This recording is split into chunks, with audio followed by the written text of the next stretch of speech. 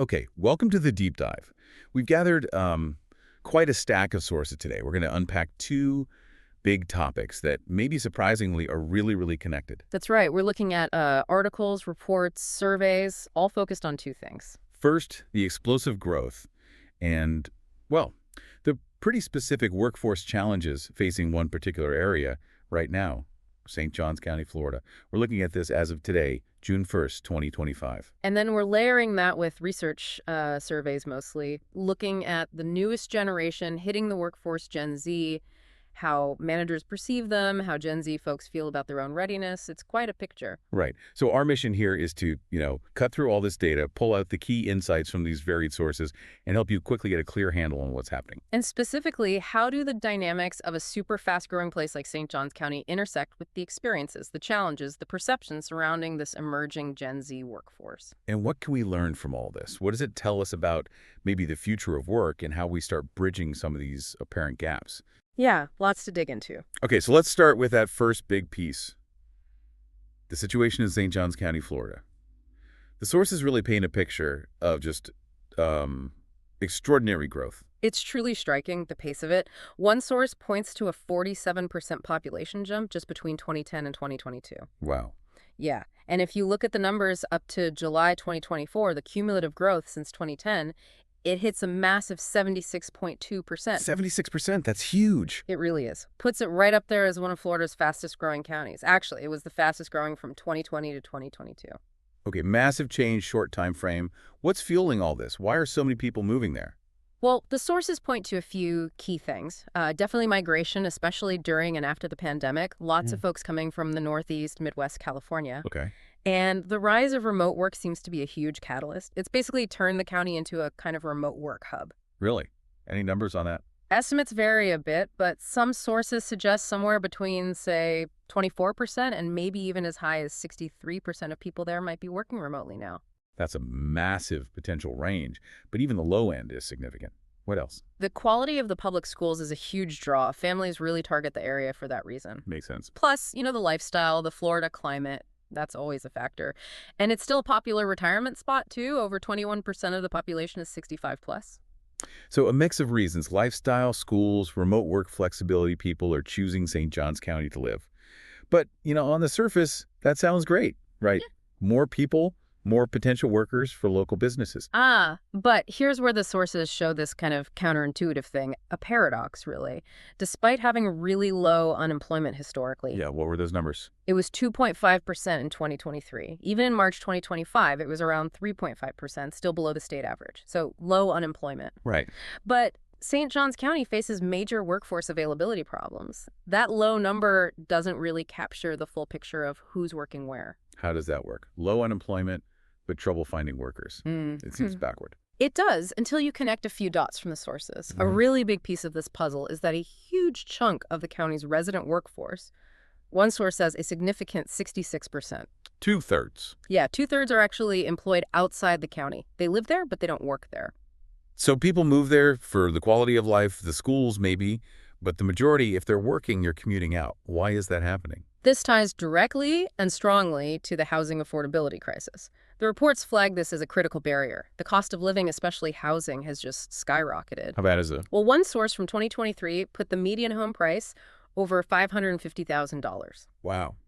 And, okay, came down a bit, maybe around $499,000 as of April this year, 2025, but that's still incredibly high, historically speaking. The house price index jumped 58.2% just between 2020 and 2024 alone. Okay, that's a massive increase. What about rent? Also steep. Median gross rent is cited at $1,775. So how do those housing costs compare to what people actually earn working jobs inside St. Johns County? And that right there is the core problem. The gap is huge. The average annual wage in St. Johns County was $56,360 back in 2022. Okay.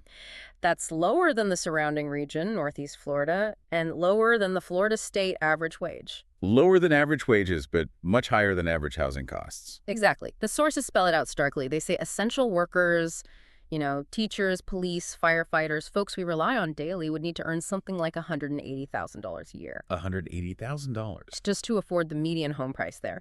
Now, compare that to the average salaries mentioned, $48,000 for teachers, $58,000 for law enforcement. That's not even close. Not even close. And the reports also mention thousands of very low-income households spending over half their income just on housing. So the very people needed to make the community function, educators, first responders, often literally cannot afford to live in the community they serve. Precisely. And this wage housing gap forces them and others in moderate wage jobs to commute. They drive in, often from neighboring counties like Duval or Clay, where housing is, more attainable. So that 66% working outside is complemented by people commuting in. Yeah, one source estimates 41% of all St. John's residents work outside the county. But conversely, about 20% of the county's total workforce actually lives over in Duval County and drives into St. John's for work. Okay, so lots of people driving back and forth. Beyond just the traffic jams, what are the wider effects of having such a large commuter workforce, both in and out? The sources point to several downsides. Potentially reduce community cohesion if you don't live where you work. Maybe you feel less invested civically. Right, less involved locally. Strain on transportation, obviously. Economic leakage. Commuters tend to spend their money near home, not near work. So the local economy misses out. Yeah. And there's a vulnerability factor, too, especially during emergencies. What if essential workers live an hour away and can't get in quickly when needed? That's a serious concern. Okay, so affordability forces commuting. But are there also specific types of jobs or skills the county is struggling to fill locally, even if someone could afford to live there? Yes, absolutely. The sources identify critical skill gaps. These are in sectors really foundational for any growing economy. Like what? Healthcare is a big one, business and finance, IT and math, architecture and engineering. Okay, key professional sectors. Any specific examples? They mention roles like licensed practical nurses, LPNs, crucial in healthcare settings, underwriters in finance, and specific tech skills like being proficient in React.js, which is a web development thing, or holding a CISSP certification that's high-level cybersecurity. So they need these skilled people locally. But you combine the lower local wages with the super high housing costs, and you get what the sources are calling a skills wage affordability trap. That nails it. That's the core dilemma. It means even if you go out and get the training for one of these in-demand skills, Right. the job you might find locally in St. Johns County might not pay enough for you to actually live there comfortably. So skilled residents are pushed to either commute long distances, maybe take jobs elsewhere entirely for better pay, or maybe they just leave the region. Exactly, which just makes it harder for the county to fill those critical skill gaps and keep talent local. The challenge isn't just attracting people to the county, it's making it financially possible for them to stay and work there too. Okay, that sets the stage for the county's challenges really clearly. Now, let's layer on this second major theme from our sources. The experiences of the newest generation entering this already complex workforce scene, Gen Z. Right. We have these surveys mainly from late 2023 and late 2024 looking at managers' views, and another from early 2024 looking at recent Gen Z college grads themselves. And putting these together, they reveal, well, a pretty interesting, maybe sometimes challenging perception gap, and some very specific issues reported from both sides. The survey data is quite detailed. It really is a lot to unpack. Let's start with the manager's perspective based on those Intelligent.com surveys. What are they reporting about managing Gen Z employees? Well, a significant number report finding it stressful and frustrating. 51% mentioned frustration, 44% stress. That's quite high. It is. And maybe more tellingly, 18%, almost 1 in 5, said they've actually considered quitting their own jobs because of the difficulties managing Gen Z. Wow. What are the specific challenges they're citing most often? The top ones were things like excessive phone use during work hours, that was 50%. Perceived poor work ethic, 47%. Lack of initiative, 45%. Poor time management, 44%. And lack of professionalism, 43%. That phrase, lack of professionalism, seemed to come up a lot. What did managers mean by that specifically in these surveys? They pointed to issues like unprofessional attitudes, that was 58%, poor communication skills, 53%, and difficulty in how Gen Z employees receive feedback, 45%. Right. And overall, a big majority, 3 out of 4 managers, felt that managing Gen Z requires significantly more time and resources compared to supervising employees from other generations. So it sounds like this is creating friction, not just manager-employee, but maybe within teams too. Definitely seems that way. Over half of the managers, 52%, reported that Gen Z workers cause tension with colleagues from older generations. Why? What are the sources of that tension? The top reasons cited were differing workplace attitudes and expectations. That was huge, 76%. Communication problems, 62%. Different priorities, 47%. And clashes over work styles, 42%. So different ways of working, different expectations. Yeah, and one source quotes an expert suggesting, this kind of generational tension is somewhat normal, but maybe it feels amplified now by the digital age, online influences shaping expectations maybe differently.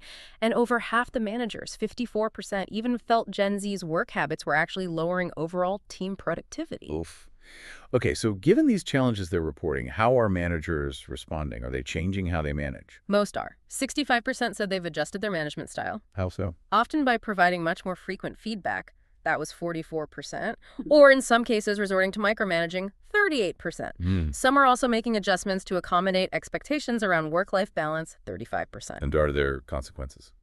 Beyond adjusting style. Yes, pretty significant ones reported. Half of the managers surveyed, 50%, said they have fired a Gen Z employee. Half. Wow. Yeah. And over a quarter, 27%, admitted they would actually avoid hiring Gen Z if they could, though they often still do, especially for junior roles or when other options aren't there. Okay, and the reasons for letting people go. Yeah. The sources listed some pretty direct ones. They did. Things like lack of motivation or initiative, professionalism issues, poor organizational skills, communication problems again, difficulty taking feedback, perceived lack of experience, poor problem solving. And surprisingly, even insufficient technical skills sometimes. Mhm. I thought that was meant to be their strength. That was noted as surprising, yeah. Also mentioned were bad culture fit and difficulty working effectively in a team. And there were some specific anecdotes in the sources too, right, from managers? Yeah, and they really illustrate these points, like a construction company owner talking about issues with communication, critical thinking, lack of motivation, needing constant supervision, refusal to put phones down, or an ER manager describing a new nurse grad who apparently prioritized her phone over patient care, which led to that department stopping hiring new grads altogether for a while. That's a drastic step. It is. An IT professional mentioned computer science grads not lasting more than 6 months, citing focus and professionalism issues. And another example that got attention was a quiet quitting scenario where an employee allegedly did nothing for 15 months before being found out. These are definitely challenging situations being reported. That does paint a difficult picture from the employer and manager side. But what about Gen Z? How do they feel about their own readiness? Do they see these issues? Well, interestingly, Gen Z, especially recent grads, report feeling quite confident. That February 2024 survey found 77% felt either very prepared, 38%, or somewhat prepared, 39%, for the workforce after college. Okay, so 3/4 feel ready. And 81% felt college had prepared them well for the actual hiring process, too. So they feel prepared based on their education. But employers, based on their direct experiences reported in other surveys, are saying they often seem unprepared or are causing issues. But quite a gap, a significant disconnect between perception and experience. It really points to something fundamental there. And despite that initial confidence, once they're actually in the workplace, 87% of employed recent grads admit they are facing challenges. Okay, so reality hits. What kinds of challenges are they reporting? Top issues they mentioned were salary being too low, 40% said that, hours being too long, unclear job responsibilities, and also difficulty receiving feedback or meeting deadlines, things managers also noted. And it seems employers are noticing these struggles from their side too, right? The sources mentioned feedback and performance plans. Yeah, 39% of the recent grads surveyed reported receiving negative feedback, and 40% had been placed on a performance improvement plan, or PIP. So the struggles are being recognized, formally even. What about the hiring process itself? Gen Z reported some difficulties there too. They did. Things like struggling to communicate their strengths effectively, that was 34%. Rarely sending thank you notes after interviews, 29%. Struggling with eye contact, 27%. Okay, some soft skills, professional etiquette things. Right. And maybe the most talked about finding from that survey, 16% reported bringing a parent with them to a job interview. Bringing a parent. Okay, that definitely signals a difference in expectations or maybe just a lack of understanding of professional norms for some individuals in this cohort. Experts quoted in the sources try to explain this gap. Diane Gieske, for instance, suggests that, college isn't really designed as direct corporate training. Fair point. And that recent grads, especially those whose college experience was significantly disrupted by the pandemic, they might have missed out on crucial opportunities to develop those soft skills through traditional routes. Like in-person internships, group projects, just being in a professional setting. Exactly. They might have strong technical skills, although, as we heard, Even that wasn't always perceived as sufficient by all managers. But the sources suggest the bigger gap might be in practical experience, navigating professional environments, understanding unwritten rules, workplace etiquette. The pandemic definitely changed things. All those online classes, remote internships, maybe that limited exposure really did have an impact on developing those skills. That's a key theme in the sources. The lack of in-person teamwork, just observing how people dress and interact professionally, understanding meeting etiquette.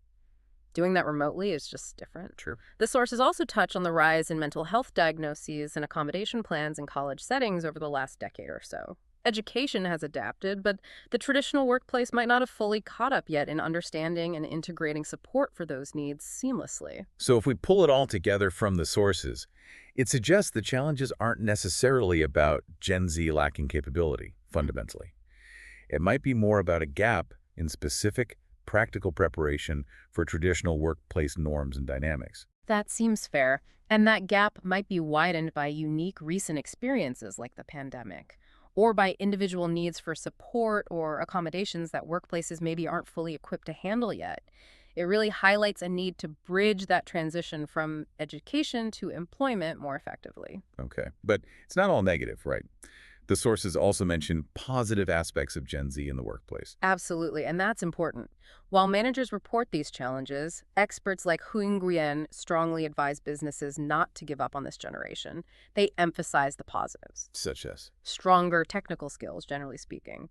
A demand for flexibility and better work-life balance that can actually push companies to modernize and improve for everyone. So they can be catalysts for positive change. Exactly. They're often seen as champions for diversity, equality, and inclusion.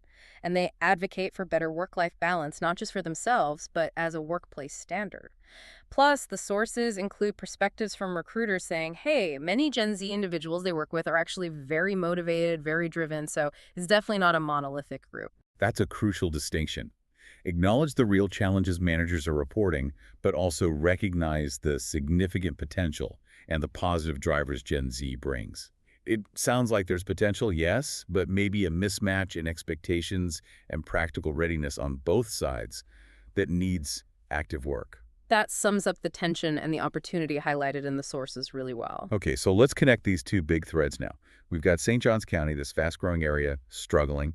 They can't keep their essential workforce local because it's too expensive, and they have specific skill gaps. Right. And then we have Gen Z entering the workforce. They bring new skills, new perspectives, but they're also facing employer perceptions of being unprepared. Yeah. And they themselves are reporting challenges adjusting. How do these two situations collide, especially for a place like St. John's? Well, this is where the insights really lock together, I think. St. Johns County's desperate need for a stable, skilled, local workforce runs headlong into both the challenges and the opportunities presented by Gen Z. The county needs teachers, first responders, healthcare workers, people in IT, engineering, all those roles we mentioned. Gen Z is a huge part of the incoming talent pipeline for those exact jobs. Right. They're the future workforce. But if Gen Z, even if they feel confident initially, are hitting unexpected walls in the workplace, maybe not getting the training or support they need. Or if employers are hesitant to hire them because of past experiences or perceived readiness issues, or they struggle to retain them. Then that directly makes St. Johns County's workforce availability problem even worse. They need local talent for essential jobs, and the pipeline itself seems to have some friction. That makes sense. And the sources mentioned job hopping with Gen Z. Yeah, relatively common. One survey said 32% leave their first job, sometimes for another, sometimes quitting without one lined up. That kind of turnover adds to instability, making it harder for places like St. John's to build that committed local workforce they need. And the skills piece, too. Exactly. If Gen Z isn't coming in equipped with the right soft skills, the professional etiquette, or the specific technical training needed for St. John's key sectors, then those critical skill gaps just stay there or get wider. So it becomes this kind of compounding issue. High living costs push people out, and then perceived readiness issues with the next generation make it harder to fill the gaps locally. It really seems that way. It suggests that integrating Gen Z effectively isn't just, a nice-to-have HR initiative for companies. Right. It's actually a critical systemic piece of solving broader workforce shortages and sustaining growth in places like St. Johns County, making sure they're prepared, supported, valued. It's vital for filling those essential community roles. That's a powerful connection. It elevates the importance of getting this transition right. I think so. It's about ensuring the future workforce can actually step into the jobs needed to keep these dynamic economies running. Okay, so the problems are clear, the connections are clear. The good news you mentioned is the sources don't just stop there. They offer potential solutions. They do, both specifically for St. Johns County's issues, drawing from that strategic report, and more broadly for integrating Gen Z effectively into any workplace. And you said there's overlap. Yeah, what's really interesting is how many of the strategies recommended for St. John's align almost perfectly with what the Gen Z sources suggest is needed for this generation to not just land a job, but to actually succeed and stay. Okay, let's break that down.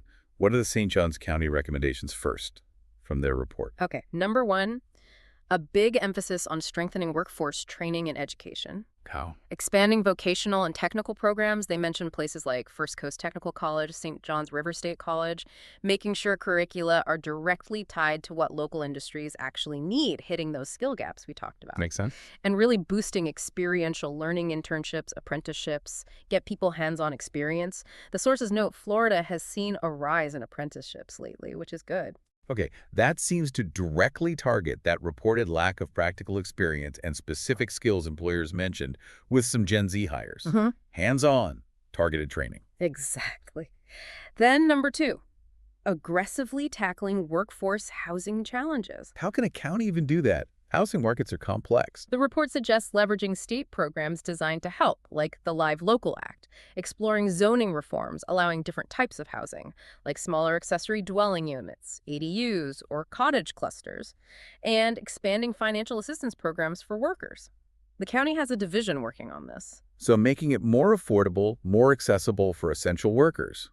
That makes those local jobs much more realistic financially. Could definitely help keep Gen Z talent who might otherwise have to leave. Absolutely. Strategy three, fostering strategic public-private partnerships. Where? Intentional collaboration, government, businesses, schools, colleges, all working together to build clear talent pipelines and solve industry needs directly. They mention examples like Northrop Grumman's local internships or statewide groups like the Florida Chamber working on this alignment. So businesses saying, we need these skills, and schools training people for exactly those skills, with maybe internships built in. Precisely. Those kinds of partnerships could provide the structured guidance, the mentoring, the clear career paths that experts in the Gen Z sources suggest this generation really benefits from during that transition. Okay, that makes a lot of sense. What else from the county report? Integrated approaches to building that talent pipeline starting in high school with career academies, linking to college programs, linking to work-based learning, and providing wraparound support. Wraparound support. Yeah, programs like Goodwill's A-Step initiative in St. John's. They offer career counseling, but also help remove other barriers that might stop someone succeeding, like help with childcare or transportation, addressing the whole picture. Addressing those non-skill barriers seems crucial. It connects back to what the Gen Z sources said about needing support, maybe dealing with mental health challenges, or just balancing life. Getting the training is one thing. Being able to actually get to the job and stay there is another. Totally. And finally, the St. John's report recommends addressing wage competitiveness and actively promoting local employment. Basically, trying to attract higher wage industries and incentivizing companies to hire and retain people locally. Making local jobs pay better. That directly fights that skills wage affordability trap. Makes working locally a real choice, not a financial sacrifice. Exactly. If the local jobs pay competitively, skilled people, including Gen Z, are much more likely to stay. Okay, so those are the county-level strategies.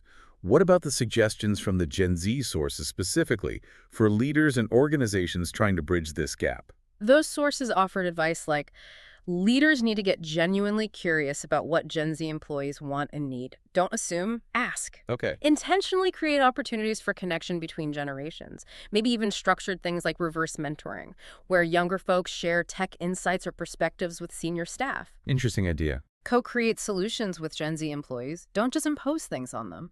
Build a culture that values their input. And maybe even tap into influencers within the generation to understand their perspectives better. So looking at both sets of solutions, it really does seem like the big strategic things St. Johns County needs to do for its overall workforce health. like investing in targeted training, tackling housing, building partnerships. Are also pretty much exactly what's needed to better prepare, support, and integrate Gen Z successfully. Not just in St. John's, but likely anywhere facing similar dynamics. That's a huge takeaway, I think, from moving these sources together. It suggests this isn't just about Gen Z needing to shape up or adapt to the old ways. Right. It's just as much, maybe more, about workplaces needing to evolve, investing in better training, better onboarding, real mentorship, creating supportive environments that actually value what Gen Z brings, the tech skills, the desire for purpose, the push for flexibility, and tackling those systemic issues like housing that affect everyone, but especially new entrants. It's about mutual adaptation then, and investment from everyone involved: schools, businesses, government, individuals. That seems to be the underlying message. By doing this, employers and communities can actually unlock the potential of this generation, fill those critical roles, and build a stronger future workforce overall. Absolutely. It highlights that ensuring the next generation is educated, trained, and successfully integrated isn't just nice. It's essential for communities like St. John's to stay vibrant and functional. It requires a conscious, collaborative effort. No single entity can solve it alone. So let's try to wrap up this deep dive based on today's sources. We've clearly seen this core tension. You have rapidly growing areas like St. Johns County facing serious workforce challenges.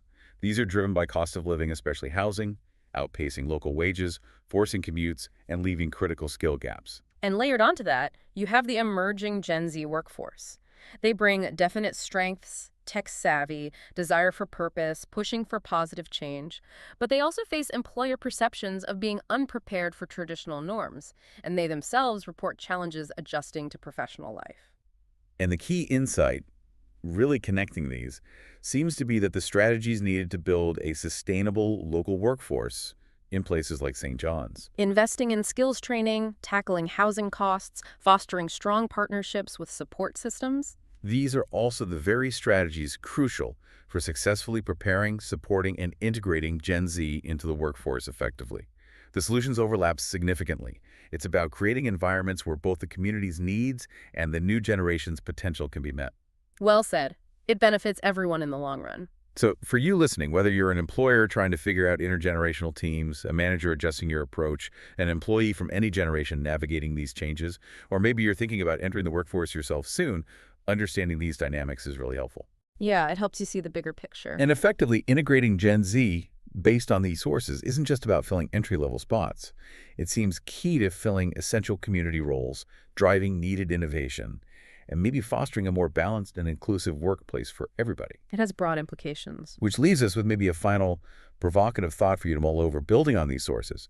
If the current pathway from education to work seems to have many Gen Z individuals feeling confident initially, but then facing unexpected hurdles, while many employers simultaneously feel frustrated by a perceived lack of readiness or specific skills, what fundamental systemic changes might be needed in how we bridge that entire gap, that transition between learning environments, high school, college, technical training, and the actual professional world, not just for Gen Z, but maybe for all future generations stepping into the workforce?